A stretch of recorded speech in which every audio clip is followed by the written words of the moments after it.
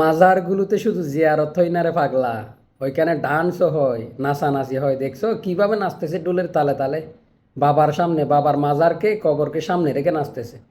অনেকে এসে বলবে এটা ডান্স না তো, এটা হচ্ছে শ্যামা মাহফিল, এটা শ্যামা।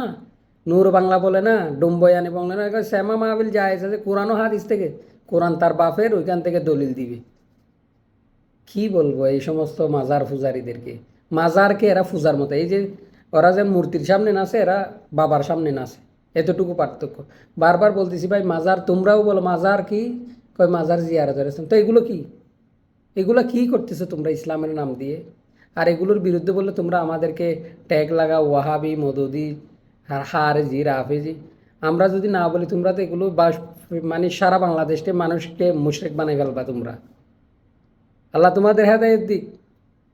পৃথিবীর কোন কোরআনে, কোন হাদিসে দেখাতে পারবে এই সমস্ত মৃতের সামনে, কবরের সামনে এই সমস্ত ডান্স করা, ডুল, বাজনা, বাজনা বাজিয়ে? কি বলবো, মাজার পূজারীদের কথা বলতে বলতে মানে আর নিজের লজ্জা লাগতেছে।